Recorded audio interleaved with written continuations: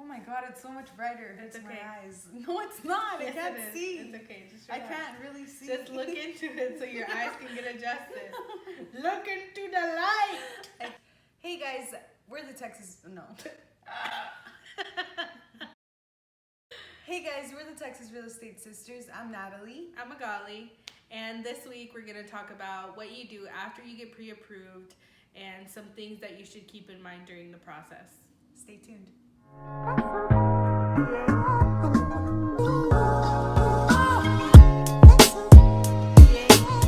So last week we posted a video, which you guys should go check out if you haven't, about the pre-qualification process and a little bit about what you should expect when you talk to a lender. Yes.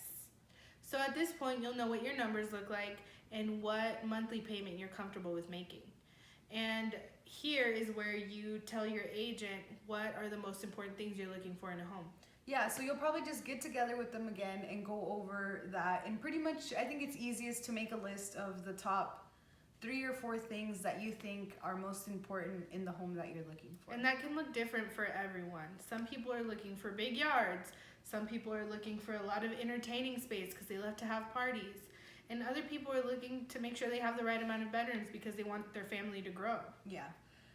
And really, before you get super focused on what type of home you want to be looking for, we wanted to give you guys some tips of what you could do before you even step inside of the homes to begin with. Yeah. And the first one is just driving around those neighborhoods where you see that you have some really good options. Yeah. In the morning time, at night, just at different times of the day, just so you could see what it looks like. Yeah. Because some communities look completely different in the day than they Yeah. do at night. So make sure you check that out. And the second suggestion that we have for you guys is during those high traffic times, or maybe it is when you commute, check out and see what that commute time looks like. Yeah. From here to a specific neighborhood or to a specific house. That way you could kind of gauge it.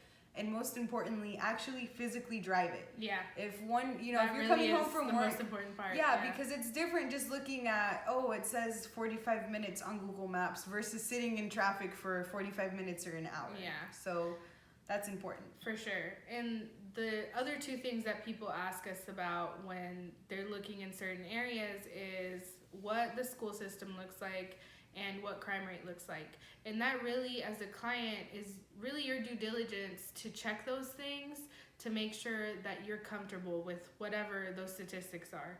So if you want to look at school ratings, online is a great resource to just go kind of browse around and see what the school rating is for that particular community. Yeah. And also, checking your crime rate, the easiest thing to do is to go to the local precinct in that area and ask. Just ask, and they have all the statistics and all the percentages that you need to know that will make you feel comfortable, because what might be safe to us may not be safe to you. So Yeah. we want to make sure that you're looking at true facts about each community. And that way, when you find things that you do find acceptable, like, hey, this neighborhood or these schools, you know, I'm digging it. I think that they're up to standard for what we're looking at. Then it's so much easier. Why are you laughing? Digging it. then it's so much easier to go in and specifically look in those neighborhoods and not waste time looking at houses that you know may not be in that school district you're looking for. Because like you were talking to me about earlier, sometimes if you don't go look at that area, you find 3 homes in that area, and then already that's just a waste of a day. Yeah, you might go out because you don't even like the neighborhood. You know? So if you could write off a whole neighborhood to begin with, it makes it easier because you don't even waste time looking at it. Yeah. Now let's move into the fun part, which is actually searching for homes. During this part of the process, sometimes people can get a little bit confused about how involved your agent should be at this time.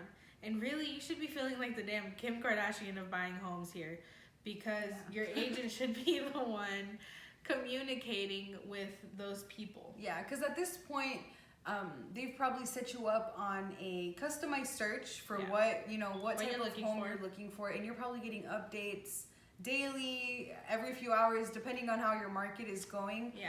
And you're checking those out, but you're also probably on your free time on your phone because it's at the top of your head. You're looking for homes. So you're probably on Zillow, on Realtor.com, just kind of browsing around. So you may find something on there and kind of be interested in it. another way that you could probably run into homes is just driving around. Yeah. Because there's also for sale by owners. So your neighbor might wake up tomorrow and put a sign out on their yard.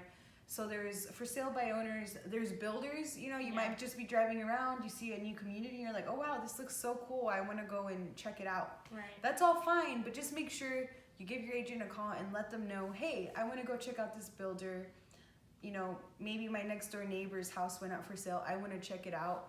Because what you're doing is, by going and looking at that by yourself, you're pretty much going in unrepresented. So it's really a disservice to yourself to do that. Yeah. Because you may be really excited about a house and they could see that in you. So it might make it tougher to negotiate the best deal for yourself because you didn't really go in there with your poker face, or you really didn't let your agent go in there with their poker face. Yeah, and this is just part of you should, I know it sounds corny, but you really should feel kind of like a celebrity. You should be able to tell your agent, hey, I want to look at X property. And they can make that call, set up an appointment to go look at the house, or talk to the seller, or if it's your neighbor, again, talking to them and getting to know the information that they can then share with you, and make sure that we keep an open line of communication so that we don't botch negotiations on accident. Yeah. So another really important thing to look at to think about is that there's no such thing as a perfect home, guys. Yes.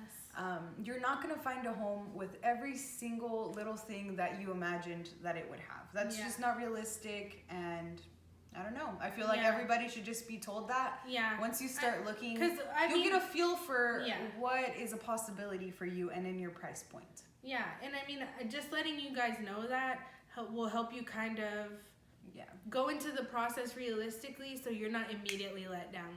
Oh, you're showing me a house and it doesn't have all the 5 things that I told you I really wanted. Coming in knowing that, then there's less disappointment that way, you know? And also, some of those top 5 things that you're super excited about might change in the process of looking for homes. And if that does happen, you have to communicate those things with your agent.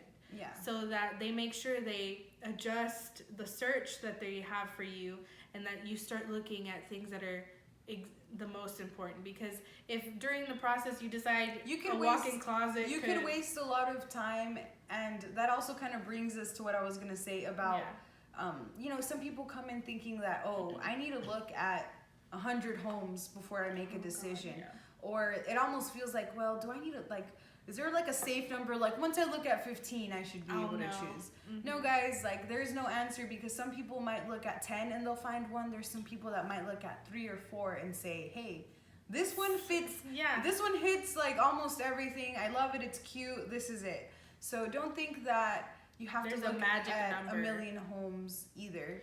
And also, oversaturating your mind with all of that information can be hard to keep up with what you even like. Yeah. So another tip that we'll give for that is make sure you take, everybody's different. Videos, pictures, notes, voice notes, I don't know, whatever works for you, so you could start to remember and differentiate each house. Yeah. And just kind of take notes on what you like and dislike. I would, if I was taking video, would say I would like to remember this kitchen, or I really like the master in this one. Just little things like that, so that you remember how to keep track of everything that you're looking at, because it can get a little bit overwhelming. Yeah. And most importantly, don't hesitate. If you find something that works for you and you feel like you want to make an offer, don't start, don't start, well, my aunt told me that she looked at, she had to, last month when she closed on her house, she had to look at 30 houses before she found the one, or you just kind of start getting in your head. Yeah. Because this is kind of the scary part, right? This is where it kind of becomes real. Oh shoot, we're really about to make an offer on a house. Because it just feels like you're looking, and then it's it's time. It's reality hits. Well, now it's time to you want something, you have to take action type of thing. Yes. There has to be an action made. Either you're gonna do it or you're not gonna do it. And I can say from all the times that Nathaly has told me that any client has hesitated, they really are disappointed that they hesitated to begin with. It has been a rare occasion when she's told me, they hesitated and they found something better. Sometimes you hesitate, and for a while, that's was the best that came out on the market during that time. So you don't want to miss out on those great opportunities that your agent presents to you.